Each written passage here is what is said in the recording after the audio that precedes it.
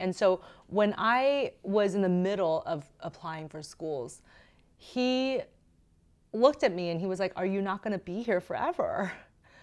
And I was like, "No, this is kind of my job for a year, and hopefully I get into grad school. So yeah, I'm going to be gone in 4 months, right?" And I'm trying to tell it to him in a way that was so reassuring. And he said, "Can you just take me home with you? Will you be my new mommy?" And it broke my heart. It makes me want to cry. I know, I was 22 at the time, and I was way too young to have a baby in my eyes. But I wish I could have. I really wish I could have helped him more than I was able to in that moment. Mm-hmm. And in that moment, I was just a teacher's aide in special ed school. I didn't have the training to really help somebody and move their life in a more significant way. I would have loved to adopt him, but obviously the other way to help him is to actually provide him treatment, actually be somebody that was sort of a very pivotal and sort of stable person in their life, and I couldn't do any of that. But that frustration led me to have even more passion, and I definitely need to go get my doctorate so that I can do more for these people. And so to this day, most of my research is still based on marginalized children.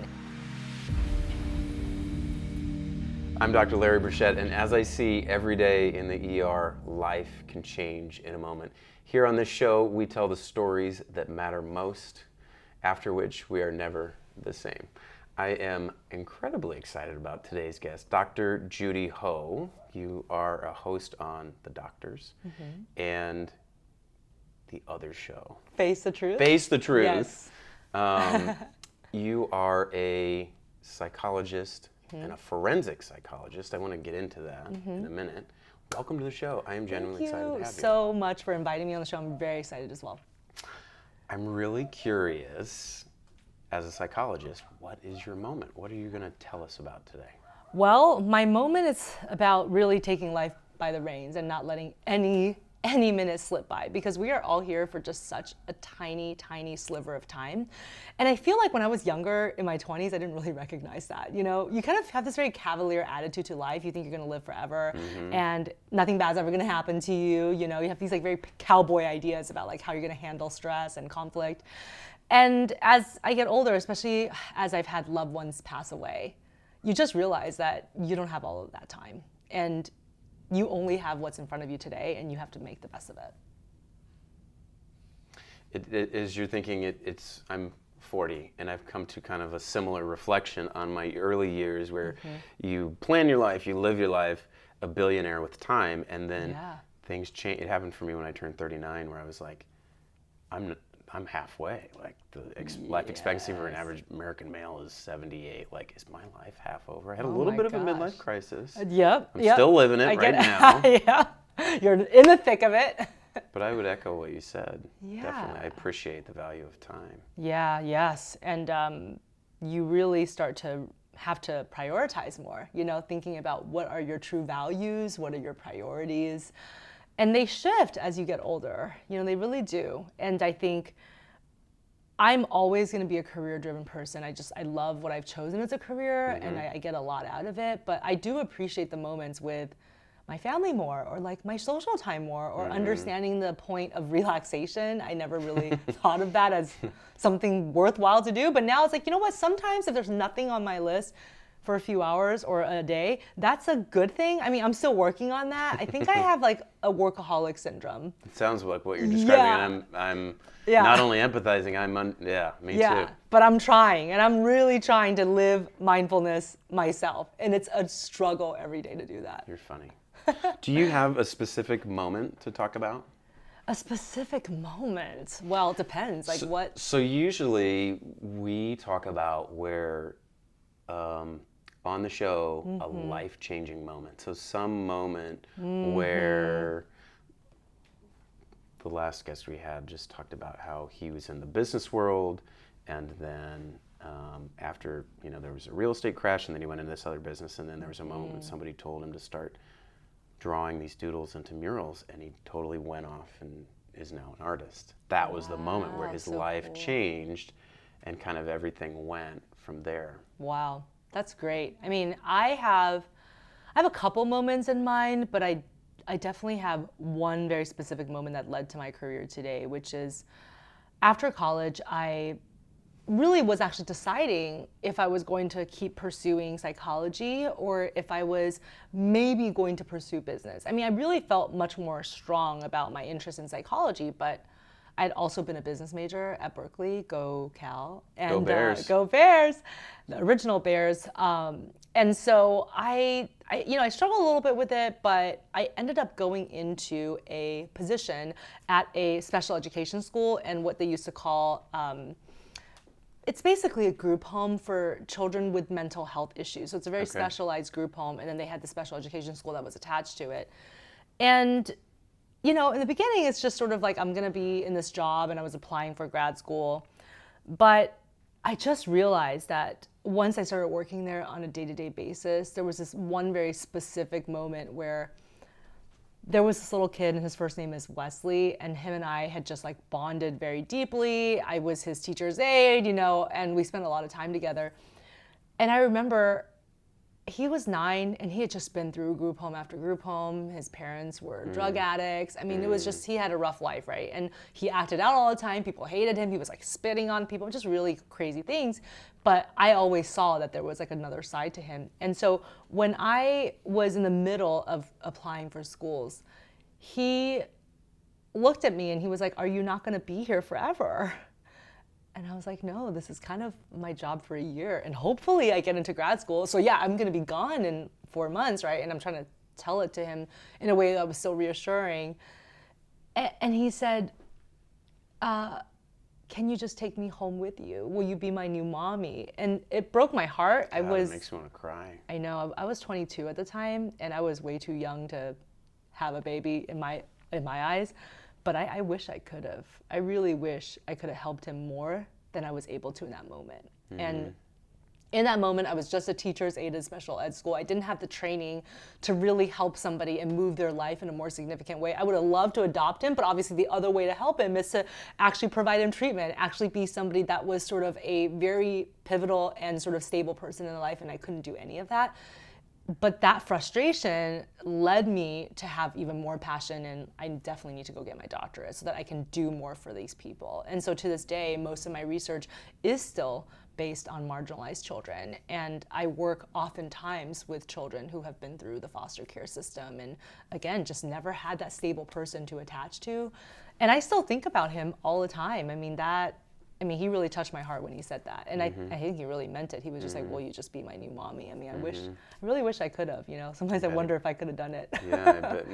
Yeah, if I did, I mean, he would be a grown adult now. I mean, he would be like, living his millennial life, so. Wow. Yeah, that would have taken your life in quite a different direction. Yeah. So you went to college, and did you major in psychology or business? Did I hear you said, so you did like a double major? I did a double major, yeah. So I was a business major through the Haas School of Business at Berkeley, and then I was a psychology major, which we have this really scary building. It's called the Tolman Building, and it looks like a scene out of a scary movie. And I was stuck in the elevator once for 2.5 hours, and I really thought I was never going to leave. I was like, "This is where I'm going to die." You're traumatized. You're in the right department. Slightly Just traumatized. talk to your teachers about that. Yeah, trauma. exactly. And I don't know why, but they always have the researchers in the basement. I'm like, why are we always just like decrepit like little creatures in the basement? There's like no sunlight anywhere. I mean, I think it's probably part of the experiment. So tell me a little more. It sounds like you made a big decision around this time about what to pursue, and you had varied interests in college. Like, what led you to be interested in psychology and business? Well, I think business, just because there's a part of me that's extremely pragmatic, and so I think I was interested in business actually for a lot of reasons related to psychology. I was interested in organizational behavior. I was interested in how people respond in groups, how they behave, how to motivate people, how to inspire people. So like that was the aspect of business I was the most excited about. But in the field of psychology, I was even more excited about just this idea of understanding the human mind, understanding us as social animals, because human beings are social animals, and everything's within the context too. And even just understanding the idea of, you're born into something and then you have your environment, right? And like how much those things interact to produce the person that you are today, and a lot of people ask me these questions because part of my forensic work is that I do work in both the criminal and civil legal system, and I'm sometimes retained on cases to go to a prison and evaluate somebody who might have a murder charge or is a convicted murderer, and what is their rate of recidivism? Do they really feel sorry, and can they be rehabilitated? And that's just another juncture where I've met people who've done some atrocious things, and through getting to know them and through my analysis, I actually do think that they're rehabilitable. Whereas other people, it could have been their first offense, but I look at that person and I say, you know what? No, like this probably, they just need to be kept away from society as much as possible. So there really are people there is no hope for that kind of rehabilitation. Or like such slim hope that you probably are better off like making sure that the rings are on them. And it doesn't mean that they have to always be incarcerated, but they pretty much have to be on probation like a forever. real sociopath, like. Yeah, like even with the environmental influences that could have been positive, like it just didn't take. Whereas other people, it's like, wow, what happened to you was largely situational. Like deep down, you actually do have morals. And So here you go. Here's the question then. Like, Yeah. Is it nature or nurture? What's your opinion? Well, I think it's always a combination, but for some people, the scales tip more towards the nurture part, and for some people, the scale is tipped more towards nature. And those are the scariest ones when it comes to felons, right? It's like the ones where they're kind of almost born evil. I don't want to use that term too pejoratively, but it feels that way sometimes. No, this is like your clinical opinion of, no, Yeah. I've seen this is a real thing. Some Yeah. people truly are genetically so highly predisposed that you could say they're born evil. Yeah. Would you say that? Is Yeah, that too far? No, I think that there's some people who you would colloquially say that they were born evil. And no matter what environmental influence, no matter how much love you pile on them, they don't respond. So this is getting interesting. So then it makes me think, okay, could we genetically, now we were doing gene testing, sequencing a genome, could we tag certain genes? You have X genes, you're probably one of these born evil ones. Not saying you throw somebody in jail from the beginning, but maybe what would we do with someone like that? It's so crazy because now they're doing more neuroscientific research about this. Like, is there a gene or is there a way your brain looks in terms of what lights up and what doesn't that could predispose somebody towards evil? And they have found that in individuals who have been diagnosed with antisocial personality disorder, there's a lot of similar brain structure and brain activity similarities. It's kind of scary, yeah. Like, and again, some of them haven't acted on it, and some of them have, but they have the same biological predisposition. It almost reminds me of that Tom Cruise movie with the precogs. Did you see that? Yes, I love that movie. The Minority Report. Pre-crime, where like these Yes. beings that could see into the future would see a murder, but then they would intervene. Anyway. Yeah, it's The Minority Report plus Gattaca. Do you remember Gattaca? Yes. That was such a good movie. Yeah. I feel like that's what we're talking about here. It's like a marriage of those two awesome movies. I do love this kind of futuristic sci-fi. Yeah. It's just kind of fun. And it's really not that far-fetched now, I mean, I remember I saw that movie, 10, 15 years ago when it first came out. It's been a while. But now we're so much closer to that being a reality. It's kind of scary. So, okay, but go back further. Like, why were you interested in psychology, or why were you interested in corporate psychology? I was interested. Now I'm not so much interested in corporate psychology as much. I thought you were going to say psychology. I was like, yeah, it's like, yeah. But when I was in high school, I was in the Big Sister, Big Brother sort of programs where you mentor younger kids, and that was really when I became more interested in psychology. Yet again, I was working with another foster child. And junior high, high school? Yeah, like I was 15, so maybe high a school. sophomore, yeah. And this particular little kid, I also remember her first name. It was Darian. And she, again, foster home to foster home, very similar to Wesley. And this little kid, again, I didn't do anything. I was a 15-year-old. What did I know? I mean, I just took her to get ice cream and we watched movies sometimes, But it was so remarkable how important those visits were to her. And I felt like I was doing nothing. And yet you just realize that just being there is a huge thing for these people because people just don't show up for them. And that actually is probably how I got my start in psychology. Is in high school, I actually didn't have access to psychology class in my high school. They didn't have psychology class in high school at my school. I know that they do that for some other schools. And so I didn't get to study it formally, but I was just kind of like reading up myself on random things. And back then we didn't have... You got interested in it. Yeah, but back then we didn't really have Wikipedia. We barely had AOL dial-up. So it wasn't as easy, like Which the was information. so horrible. Oh It my was God, I great had at to- the time, but it's so. Oh my God, it was crazy. It was so amazing, right? Like dial and like You'd wait wait for like a forever minute and a and half for it to just, finally like, ring waiting and for beep, that. beep, beep. I know. And You've so I got actually went to the mail. library and checked out psychology books when I was in high school. So I was really interested in it even back then. So these, it sounds like you did some volunteering, especially Mm-hmm. with underprivileged, at-risk youth, children. Yeah. And then these experiences, for you, were they like, oh, I feel good giving back? Or were you like, oh, there's a need here that I could do something about? Like, what happened there Yeah. that kind of furthered your interests? It was really about the need. I mean, you feel good, but not really, because you see that these kids are just so devastated, I mean, in many ways, I almost felt more like I needed to do more, but I couldn't. Like, I felt held back by the fact that I didn't have my degree and didn't have all of the experiences. And that was, again, why I was so motivated to go to grad school, get my degree, so I can actually help people in more significant ways.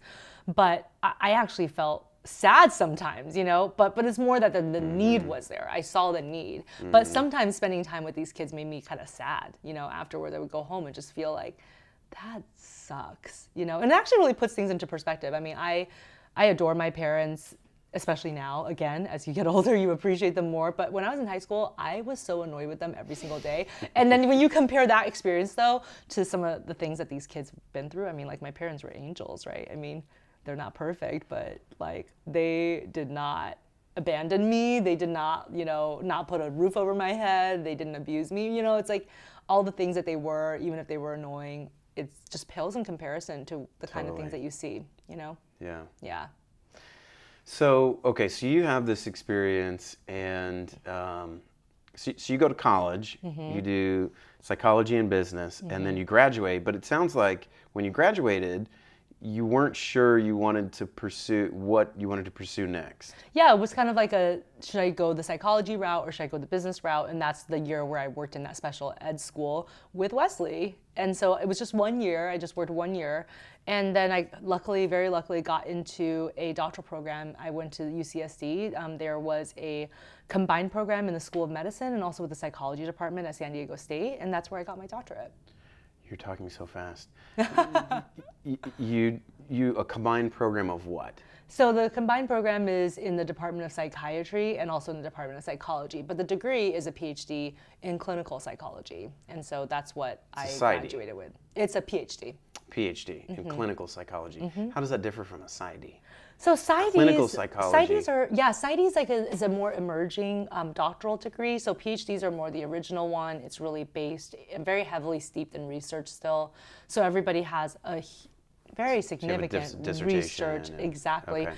PsyDs are people who believe that their end goal is to be a clinician or maybe even like an administration position. Not a with it. researcher. Not a researcher, mostly not professors. They're just not as interested in terms of the end goal as academia. And so as a result, the PsyD program focuses less on the research training. And so actually I'm a professor right now in a PsyD program because I teach at Pepperdine University and we have a PsyD. And the training model is very different from the PhD model because the PhD model is heavily based in research. And research versus clinical. Yeah, so we had clinical, and because we all have to have clinical to become licensed clinical psychologists, but they just really wanted you to have that research training pat, and they kind of expected you to do research after you graduated.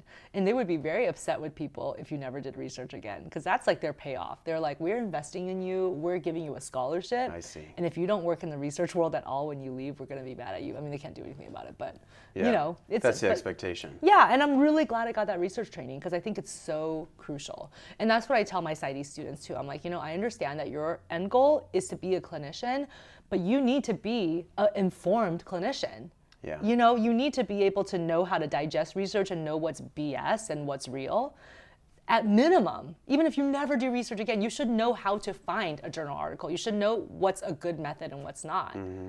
I mean, that's probably all the things that you were exposed to as well, being an MD in medical school. Like, you have to still learn the research base so that you can be a good practicing physician. So you know how to make your decisions of, am I going to use this new medication therapy or whatever? Is this good research, or is this just a one-off thing that's never going to be replicated and actually turn into real practice? Exactly. And I do have students right now who are telling me, well, I read about this new research and I think this is going to work. And I ask them, where did you read about it? And they say BuzzFeed. And I'm like, if you see a reference on BuzzFeed, you need to find the original citation, because I mean, I have a lot of love for journalists, but they're not scientists. So they're doing the best they can to kind of put that information in a way that would appease the public. Yeah, and then I find article. and then I find out that a lot of those journalists too, they're just taking it off of other journalists. So they read it secondhand off of, another Men's Health or whatever. And then they're using that as their caption. And so you got to read the article yourself. You need to know how to read it. And so I think lately the students feel very like they're intimidated by research. And I really want people to not be intimidated by research. I mean, it should be something that we can all do to some degree, at least in terms of digesting it. I'm curious, as a researcher, psychologist, what do you think about? Or, I mean, this is the age of information, and there's information all over, and there's a lot of it, I'll say this, that's garbage, social media, people kind of posing and pretending to be all sorts of experts without much training. Yes. I'm curious, just your kind of general reaction to that and the current climate. Yeah, well, I don't know, maybe this is a generational thing, because you and I are from the same generation, and maybe it's different with people who are kind of, 10, 15, 20 years younger. I don't know what it is, but there's sort of this idea of like fast tracking everything. Like, I want to become an Insta star, I want to be a famous YouTube personality in the span of 2 weeks. And I was raised in an era where you put in the work and it takes time. And I didn't expect anything to kind of be a return until definitely after I graduated, and maybe years after, right?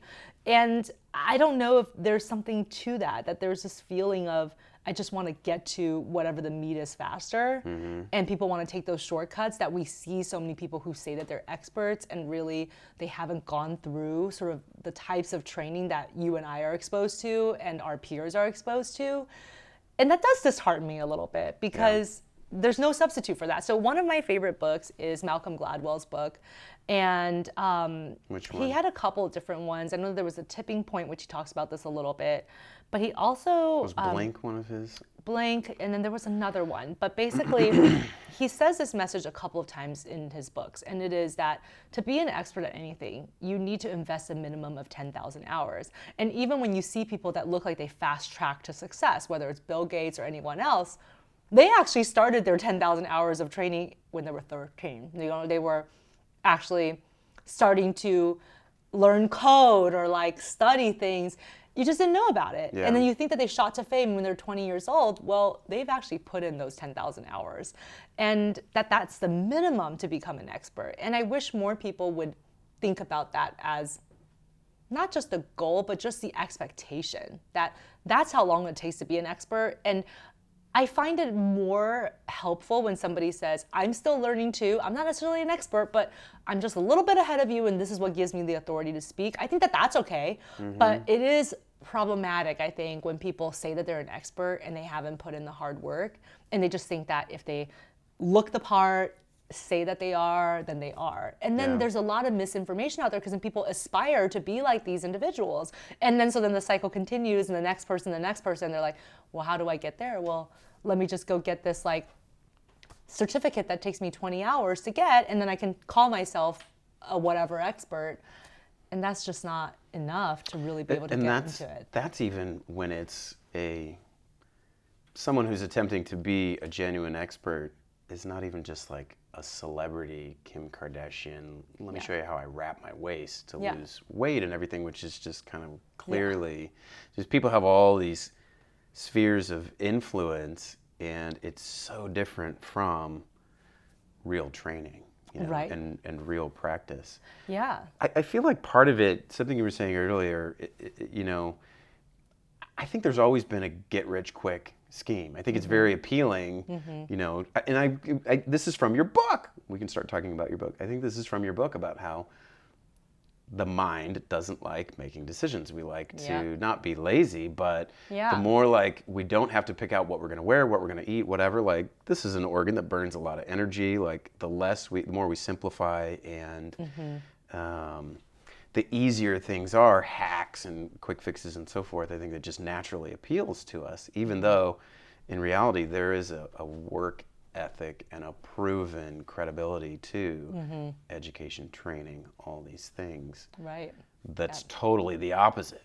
I know. Yeah, that's right. And I think even the idea of the American dream has changed, right? So like you said, there's always a get rich quick theme, and there's this idea of, if you work hard or if you, put your mind to it, then you can get success. But I do think that it's changed over time, where even the American dream idea, again, in my parents' generation, it's like work hard, but everybody has a chance if you work hard. And my parents are certainly the picture of that, because they were immigrants and they came with nothing, and now they are doing great, and it's amazing. But they put in the hours, whereas now the American dream is more like, maybe tomorrow I'll wake up and my post went viral and I'm going to become a celebrity overnight.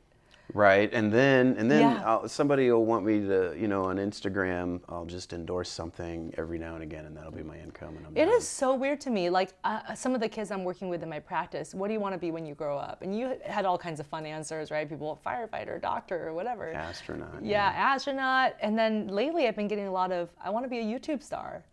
I want to be an Instagram. I want to be an influencer. I want to be an influencer for the sake of influencing. Yeah, and I was like, well, it's great, power. but that's so crazy that that's a, and I know that that's our reality now, but it's just funny that now it has basically, the transmission has happened to the younger children, and that they actually aspire to that as a career.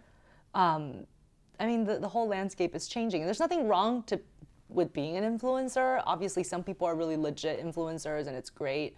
But it's also just a weird idea of just be an influencer. And like you said, for the sake of being one versus I have something to offer that's very significant. It's more just, how do I become famous, as opposed to, oh, I'm going to be famous because I offer wellness tips, or like I'm a business coach. I think that's slightly different than just, I want to be an influencer. I mean, what does that mean, really? I want to get back to, a little bit back to your moment where Wesley. So Yeah. Wesley is like, hey, take me home. And Yeah. you couldn't be his mother. You wanted to help him, and that ended up being part of your motivation to get your training and to be a legitimate person with tools that can help him. Not just a phony. Right. Not a phony online that is pretending, but actually have real tools. Yeah. So what I'm curious, what are some of the most helpful tools, skills, things that you learned where now you can help him, where you couldn't in that moment? Well, I think so much of it has to do with the types of psychotherapies that are so practical and all about building resilience. And so actually, I talk about a lot of these in my book, because my book is very much rooted in cognitive behavioral theory. And to me, that, I know, here it is. Stop self-sabotage. It was really fun writing the book. For me, it was just a dream come true. And also I got to really weigh in on even how the cover looks and like my title and my subtitle. It was really cool. So, but cognitive behavioral theory to me is, in many people's eyes, a type of gold standard of psychotherapy, that it really transcends just talk therapy, where of course you feel good, there's rapport, there's somebody who understands you, but it's like, when you leave that therapy session though, what are you leaving with? Like, do you have tools to better your life?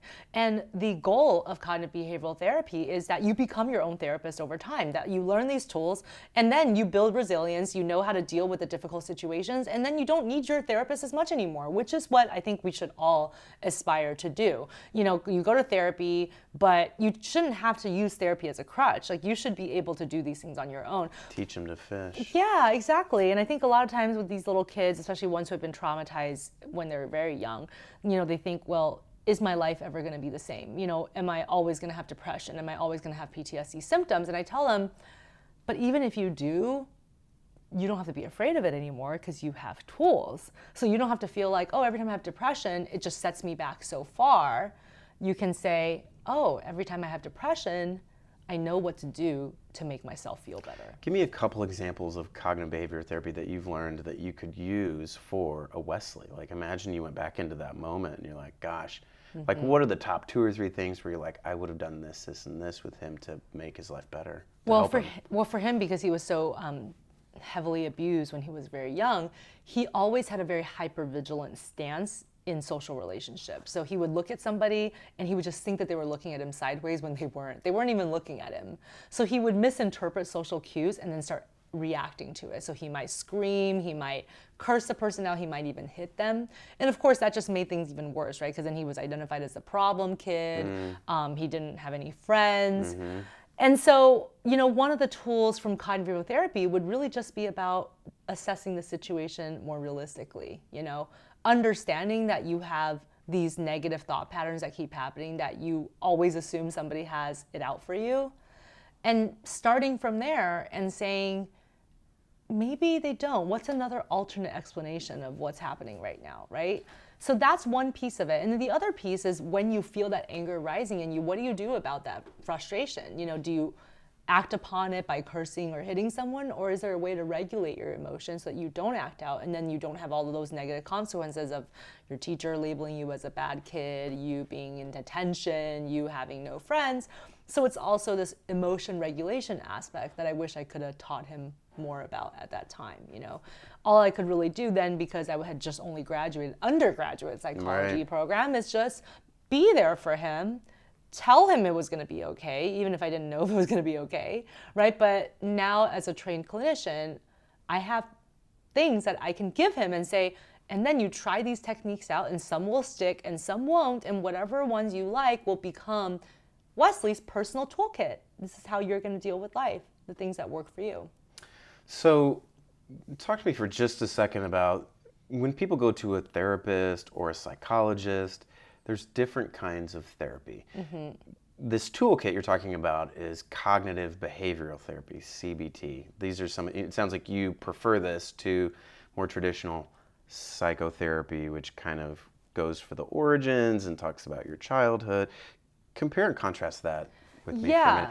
And then my follow-up question to this is, I've heard about this somatic therapy now. I'm curious what you think about that. Totally. So I think that cognitive behavioral therapy is really something that still allows you to talk about your childhood, certainly not as deeply as psychodynamic therapy, which is one of the most original and first forms of therapy. But is that more Freudian? Yeah, it's more like Freudian basis. It's about like very early life. Cognitive behavioral therapy still talks about your childhood because these patterns came from somewhere, but it's really more about how do we translate that to focus on what you can do today. So what I love about that is the here and now aspect of it. I was going to say, so I've researched this stuff and I've experienced all of these kind of modes of therapy trying to take care of certain things in my life. And sometimes it's like you do psychotherapy and you got this problem, like, okay, well, here's where it came from. And then you're like, it's still there. Nothing's changed. Like I have this insight now, but it doesn't fix anything. It can be frustrating, that kind of psychotherapy. So cognitive behavior, I feel like, offers you a tool. It's like, okay, yeah, that's where it came from, or maybe it didn't come from there, whatever. Here's what we're going to do about it. Yeah, I mean, I actually think that it's a great combination, right? Like you do the psychodynamic stuff to like really understand where everything comes from in the insight. And then you have the tools of how you're going to fix it now that you know where they come from. And somatic experiencing is cool because it's a newer therapy that really focuses on your physiology. Because when we have anxieties or when we have past traumas or bad memories from the past, negative patterns, they get stuck in our body somewhere because at some point you've stopped yourself from allowing the natural process to occur that happens in nature to animals. So when we look at prey animals like rabbits, how is it that they could be running for their life one minute and then the next minute they're like having sex and eating, like everything's fine? They don't have PTSD. They don't because biologically they've allowed themselves to kind of go through the cycle. So after a traumatic experience like being hunted, they like shake it off. Like you can see them actually literally shaking it off. They have these very physiological responses to being in fight or flight.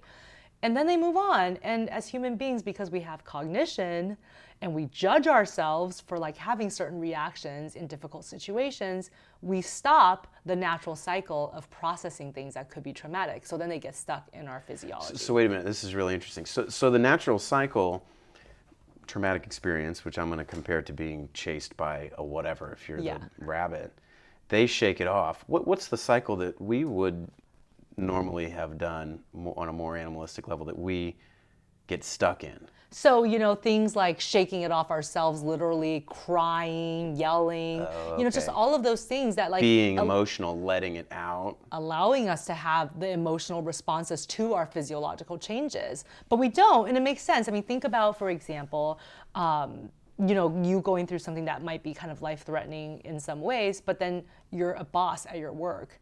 And so I was just thinking about being freaked out as the doctor in an ER. Like, right. I can't cry in front of a patient as they're dying, you can't. right? Exactly. No, you got to keep it together and And yet it was actually kind of scary for you. Like, oh my Right. gosh, am I going to be able to save this patient's life? Their whole family is scared. Right. I'm kind of scared because this is a big case.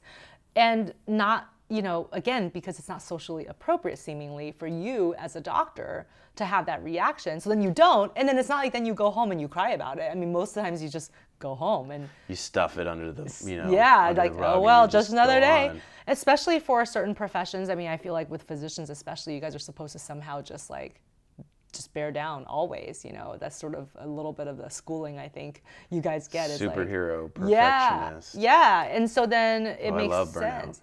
Yeah. It's a great conversation. Yeah. So then it makes sense that there would be things that would be stuck because you never allowed the natural expression of that, and I think that's what I mean is we have all of these thoughts and we have these ideas, and animals don't have thoughts the way that humans do. And so then they don't judge themselves for doing something or stop themselves from doing something. They just kind of do what their body tells them to do. So funny to have let's turn to animals as the model on how to better process trauma. Isn't that Because the funny? way we do it, we get stuck It's and yep. they can shake it off like you're saying. That's funny. Yeah. Well, and I think it makes sense because the fight or flight response is in the more medieval parts of our brain, for lack of a better term. It's not the frontal lobe as much. It's your hindbrain and your midbrain. Yeah. And so if your frontal lobe is locking things up, nope, you're not gonna cry. No, you're not gonna lose it. Even if you're scared, you're gonna just keep pushing forward. You can see that this part of the brain that actually is responsible for your survival in fight or flight, you're not allowing it to express itself. So when we don't allow that to express itself, so what happens downstream? What are the consequences? So I think what happens is these patterns will develop over time, that the next time you have any kind of traumatic experience of any sort, the same thing kind of kicks in. Your frontal lobe says, nope, you can't cry about it. You can't express it to anyone. And everybody has different ideas for why they do that. Sometimes it's because you're at work and you're a doctor and you can't. Other times it's because you remember what your parents said about expressing emotions and how that's a weakness, right? I mean, all of these things can come up and you're like, nope. And then people have physical ailments. They have back pain. They have, these kind of weird physiological responses that can't actually be determined through a medical exam. And it's an emotional expression of what they just went through. And so that's what somatic experiencing is really good for, is when people have all of these somaticized expressions of their emotional frustration. So you like some somatic therapies? I love somatic therapy. I think it's genius, especially because it does not require people to restate their trauma in therapy. So things like EMDR and other forms, you have to actually talk about the trauma and process it in a verbal form. So really hang hard on for people. just a second, because I do want, while we're talking about trauma for a minute, I think it's such a big deal. What is EMDR? So EMDR is eye movement desensitization reprocessing therapy. It's a mouthful, but basically it's about in their way of safely processing pieces of trauma at a time. Yeah. And teaching you how to regulate your emotions about it before you move on to the next piece. But there is a big piece of it that involves recollection of the actual trauma. So either you're speaking it out loud or you have to kind of remember it in your head. That is a part of EMDR. Whereas somatic experiencing, you don't even have to talk about the trauma. All you have to do is remember how your body feels. You just pay attention to what your body is feeling. And as you're Yes. noticing these reactions coming up, you Right. redo that, or what do you? Yeah, you learn to regulate your emotions and I allow feel the expression. I feel anxious, angry, whatever, Yeah. maybe from this prior trauma, maybe not. Right. This is what I do with it. Exactly. Yep. And it's about a healthy expression and processing of the trauma and allowing it to move through so that the next time something happens, whether it's a recollection of something bad that happened to you in the past or something bad does happen to you again in the future, you have those skill sets of, remember to just allow it to move through. I really want to plug some of this stuff. If people are listening to this and they and it's kind of making sense, maybe or they've had past traumas or stuck with certain things. I've done EMDR. I've had it done to me. It's so freaky. I don't know if you ever, but like 2 buzzers in your hand, they alternate, buzz, buzz. You close your eyes, and your eyes involuntarily move left and right. You're not making a move, but they do it to the buzzer. Yep. And then how I would describe it, correct me if I'm not stating this right, but it's like your eyes moving back and forth. It kind of distracts your conscious mind enough to where you can get to these old traumatic memories that are often kind of walled off, suppressed, whatever. Right. So I had a bad car accident in high school, and we've gone like back into that stuff. Or there's other various, traumas around my mother's death and these kind of things that just like you're able to go to a place that it's a lot harder to get to without this thing. Yeah. And I felt like it's helped to heal an original trauma. Yeah. But now I've seen this somatic stuff, and it's interesting because you pay attention to what you feel in your body. It's very different. Right. It's a very different therapeutic thing. So I was just curious to get your opinion. It's kind of like just an alternate form of trauma processing, and some people prefer one versus the other. But I say try them and see which one works best for you. Some people probably prefer EMDR, and some people are like, no, thank you. I want to do somatic experiencing. But pick the technique that works best for you and do it. Oh, EMDR can be intense. Like I've been in puddles of tears going back into things. Yeah. People are exhausted after EMDR. Let's talk about your book for a Awesome. minute.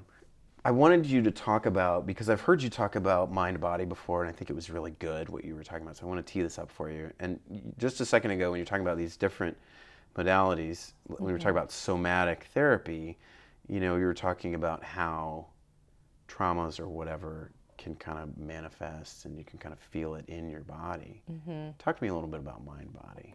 Yeah, I feel like mind-body dualism is such a thing of the past. I felt like what is dualism? Dualism meaning that it's like 2 different things. Like you're a mind your and body, you're a body, and they're not really related. They might talk to each other, but they're not related. And I think more and more we see that there is a very deep connection between your mind and body. I mean, in many ways they're inseparable. They're like this. Yeah. It's almost like when you pour like 2 different colors of sand into like one box, and they're so mixed up at that point you can't really separate the grains anymore. Interesting analogy. That's kind of how I feel about the mind and the body, and we see that more and more in research now, because we see, for example, that if somebody feels lonely and doesn't have a lot of friendships, that it actually affects things, like increases their coronary heart, problems, and inflammation in the body, increased risk for cancer, increased premature death. I mean, it's just crazy, and there's no other thing that explains it. Yep. So I don't know, like, how much more evidence we need that there really is that deep connection, that if you nurture your mind, your body's going to feel better, and vice versa.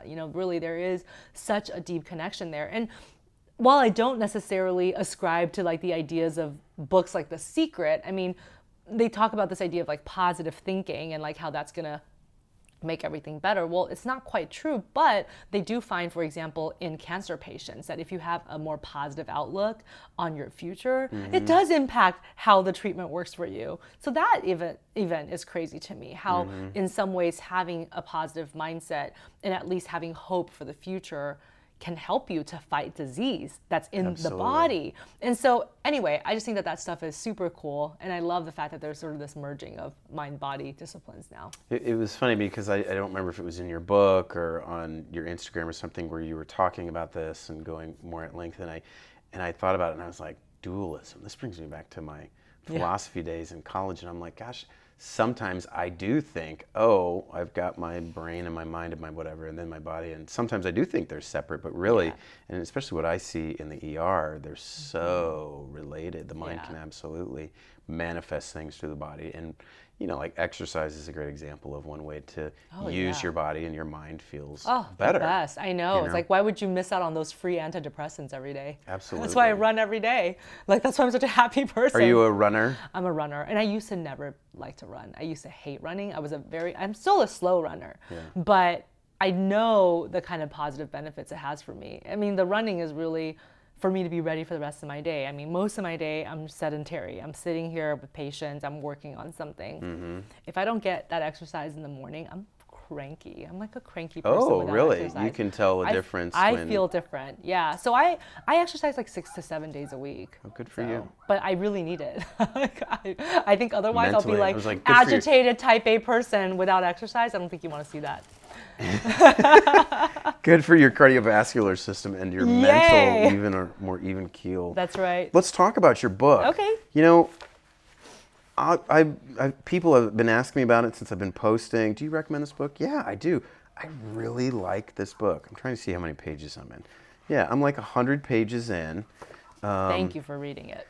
Well, thanks for writing it. Here's the first thing that I'll say about this, because I started reading this maybe a little bit a couple weeks ago, and then I tried to cram it all in the last week because I knew this was the interview and I didn't quite get there because it's very thick. But you know, because you give us exercises and things to.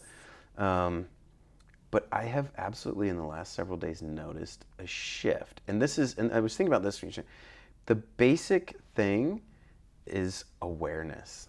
And consciousness. Now, your book, I could talk about it for a while, but why don't you talk about it? Here it is, Stop Self-Sabotage. Yes. 6 steps to unlock your true motivation, harness your willpower, and get out of your own way. So where did you get this idea for this book? I think this is a great theme, topic, self-sabotage.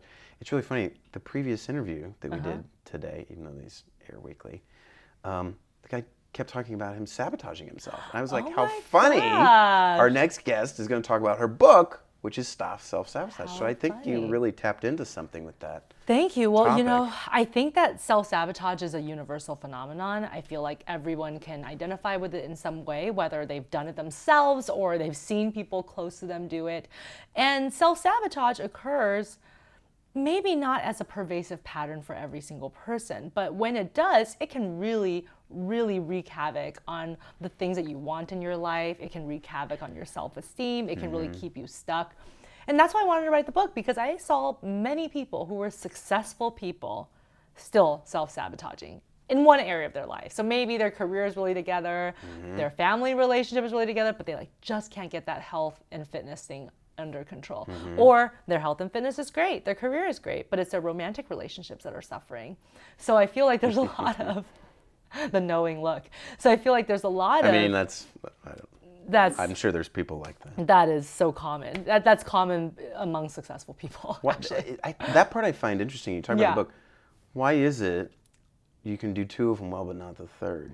Yeah, I think it's because there are certain things that you feel more control over, you have higher self-efficacy or self-esteem over, and all of us have learned to compartmentalize our lives in some way, and so we have these different domains of self-concept, you know. So somebody might have like a really good career or academic self-concept and a very good like health and fitness self-concept, but when it comes to intimate relationships, they're like, oh my gosh, like this is where my vulnerabilities are. And then it becomes harder to make change in that area to give you more positive outcomes.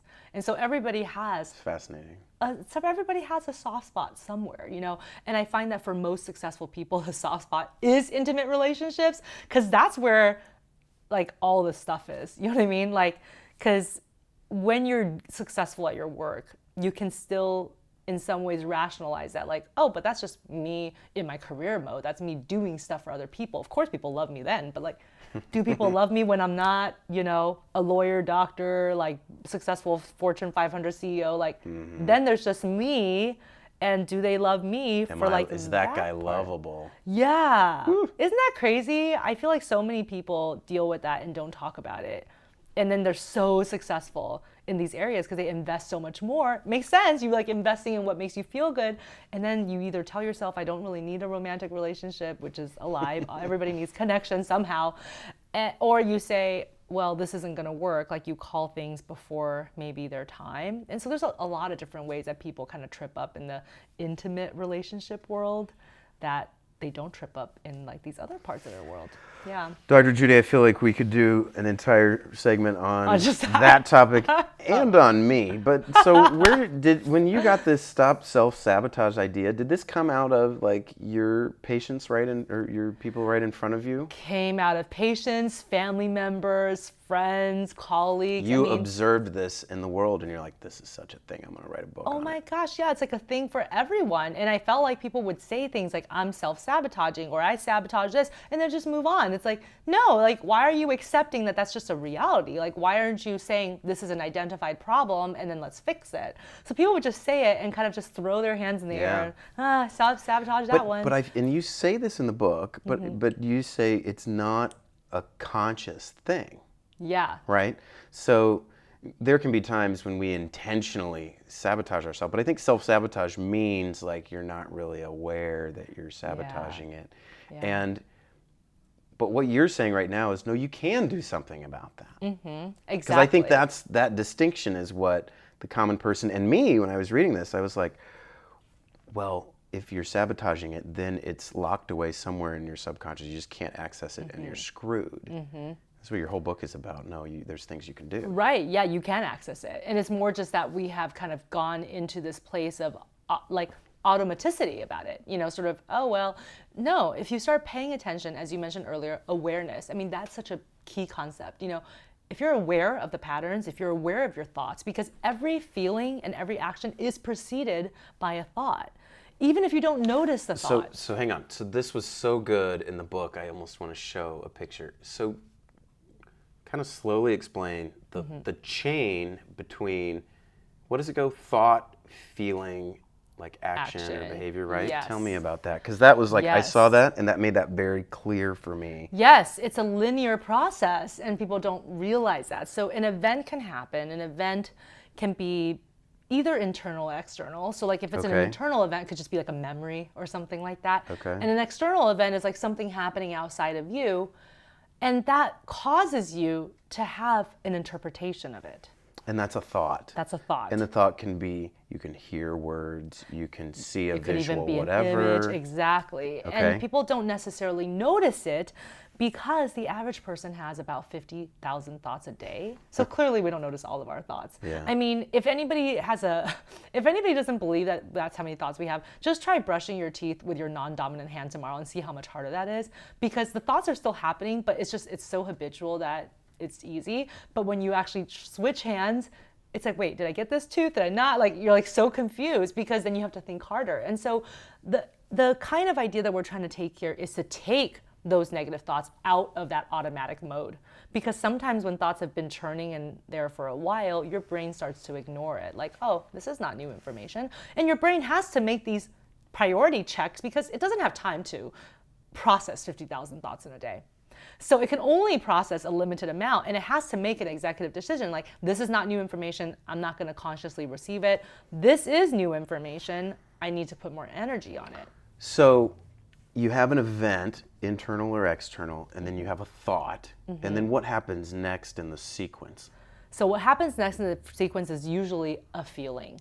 And a feeling could be something you can describe with an emotion word, or it could be a physiological response, like your heart starts racing, or you start to feel like your chest is heavy, or you start sweating.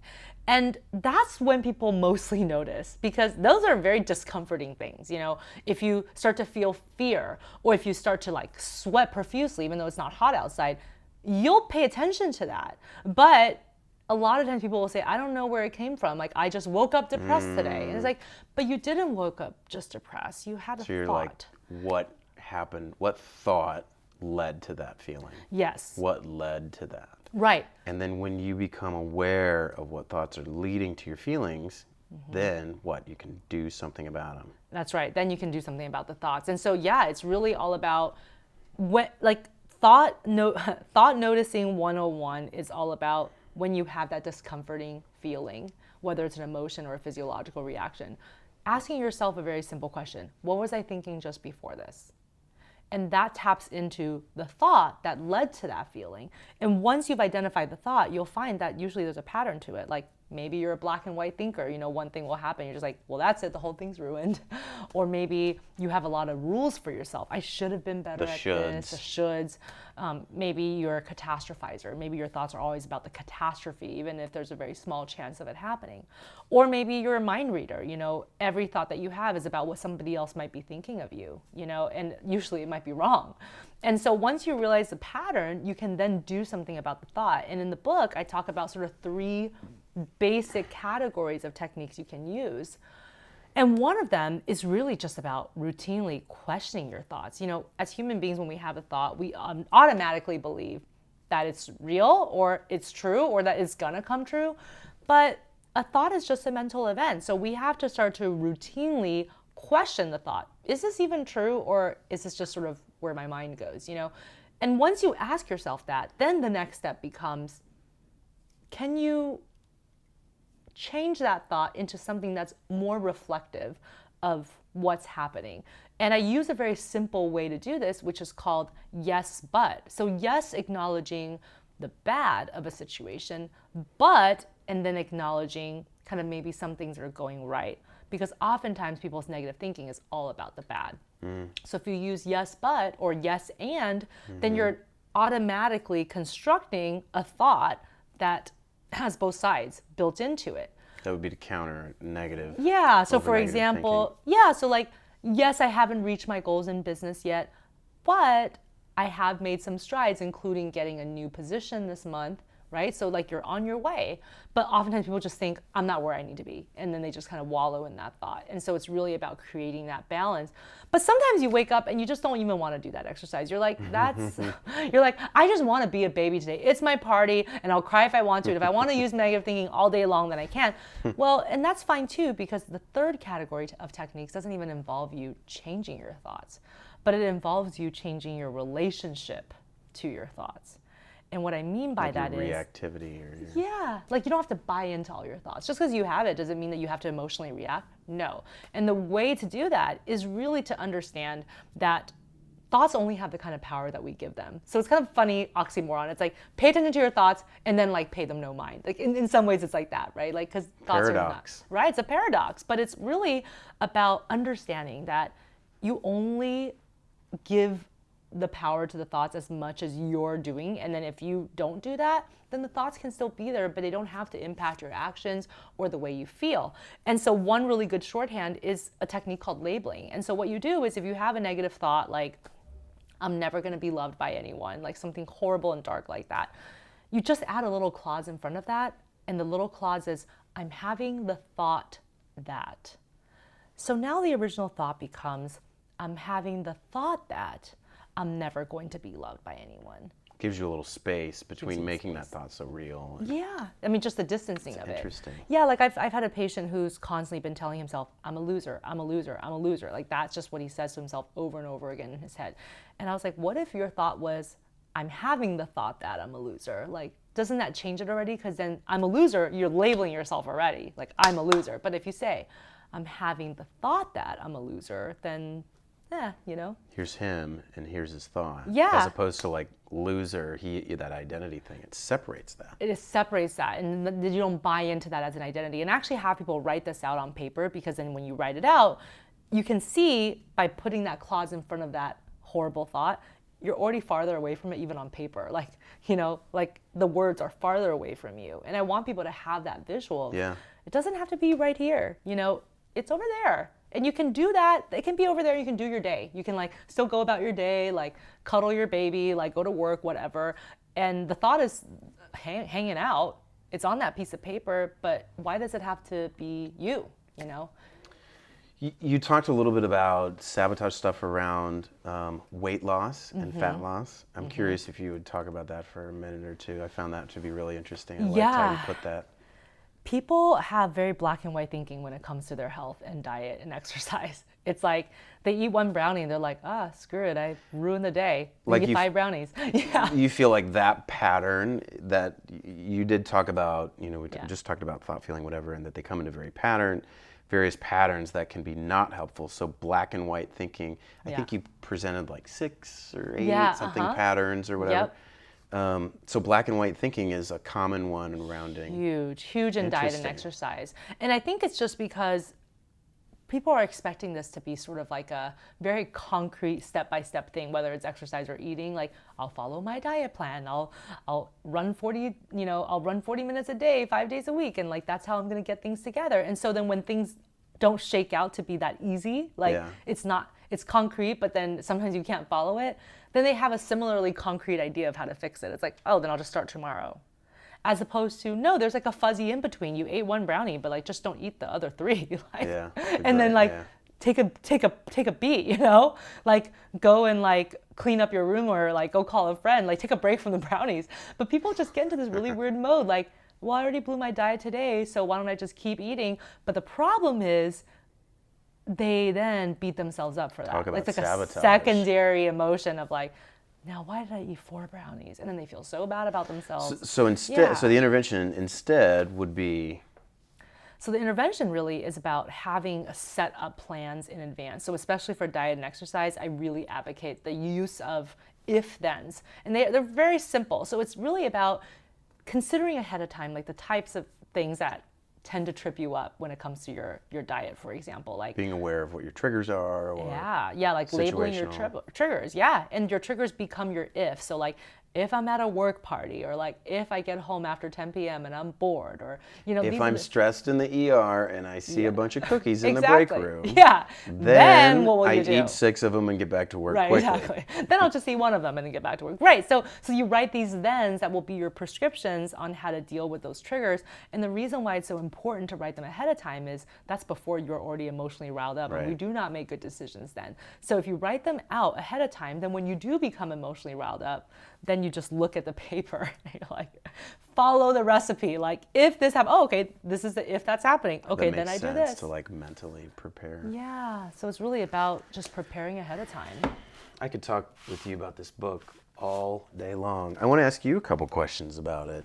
Doctor, All right, let's do it. do you self-sabotage? Oh my gosh. I mean, now more than ever, not. Because I'm so keenly aware Because that I'm you wrote the supposed to be book. the spokesperson for this. No, but totally in my earlier life. I mean, one of my biggest self-sabotage things was procrastination. Yeah. And I had these very funny ideas about it, that procrastination made me better. That it gave me the kind of motivation and juice to really do good work until it didn't. You know what I mean? I've told myself that before. I'm most creative when it's the last minute. Yeah. And it's bad because sometimes you get reinforced by that. Yeah. Because you will do something last minute, somebody will like give you accolades. And you're like, This A- paper that I wrote in an hour is incredible. I know, I must be so smart. So I think that was probably an area. And then I would say in my 20s for sure, a lot of dating guys who I needed to fix. And that was self-sabotage as well, because it was really this idea of, oh, how good will I feel about myself once I fix them? And, you know, they're so broken. And if I can fix them and they love me, then one, I've helped a human being. And two, like, how amazing do you feel about yourself when that happens? The payoffs. Yeah. So how did you get out of that one? Well, that one is actually, you know, we should have talked about this as the moment for when I stopped sabotaging my romantic relationships. I was dating Let's talk about it. Well, I was dating this guy, and he was just, you know, again, just a total fixer-upper type of a person, and treating me, and, you know, this is back before I had patience and actual people to fix, right? Like, actually people to treat and help. You know, I was still in grad school, and, you know, he was just, like, really not a very good, well, he wasn't my boyfriend, but he was just not even a really good date. And one day he actually said this so point blank to me. He said, I'm so sorry, but I can never give you like what you really deserve. He said this to you. Yeah, he was like, I will never be able to treat you the way that you deserve. And he said that like in such a point blank way, because I think I was being, you know, just again fixing him. So I was like being so available, being so sweet, being so kind. And he was like, I don't even deserve this. I'm like, but you do. Like, you know, like the stupid push and pull that you do with people like that. And he's like, I just don't even deserve you, and you deserve to be treated better, but I will never be able to treat you that way. And when somebody says that to you, I think like that just clicked for me. Like when somebody said it so starkly, I was like, wait, if he's telling me he'll never be able to treat me the way I deserve to be treated, what am I doing here? So I actually think that was, I mean, I really thank him for that, because I feel like. And then a switch flipped. It was literally a switch. It felt like a light switch. Like it went on and I was like, what am I doing? And I did start to make better choices in my romantic relationships after that. So you kind of consciously would avoid the fixer-uppers. Yeah, like I would be like, I don't have anything. I'm very wary of people who like either want to fix me or I need to fix. You know, it's like you should just come as the people that you are, but you shouldn't feel like you have to fix each other, right? I mean, you can lift each other up, but it's not your job to fix them, and it's not their job to fix you. Like it shouldn't be that way. But I felt like in my 20s there was a lot of this kind of like redemption story. Like I wanted to like pick up a broken person and like make them better. Kind of awful, but no, I'm sure it's going to resonate with a lot Yeah. a lot of people. Yeah. I think we're out of time. This was great. Thank So you much very fun. much. Thank you for all the coming great and questions. Talking about all of this. Yeah. I could talk about it some more, and I'm sure I will continue to post on your book as I get through the whole thing. I would encourage people to check it out. There it is. Stop Self-Sabotage. They can get it on Amazon. And where can people follow you? So they can follow me on Facebook. I have a website on Facebook, but also on Twitter and Instagram at Dr. Judy Ho. So that's DrJudyHo. At Dr. Judy Ho. Yeah. Great. So we have this tradition here where the guest looks into the camera and closes the show. All right. If you would do the honors. Oh my goodness. Well, thank you all for watching Dr. Larry's show. Your show is called Life Can Happen in a Moment, right? Life can change in a moment. Life can change in a moment. So I encourage you guys to think about what that moment is for you, and we would love to hear from you. We would love to hear from you. Thank you for watching the show. Please subscribe, share. If you know somebody that has a great story, or if you do, reach out to me, and we will see you next time.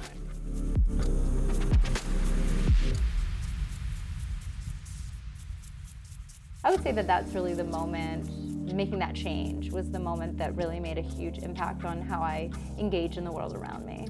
This is really interesting. We've had somebody come on the show and talk about being an alcoholic and then kind of the moment that led her to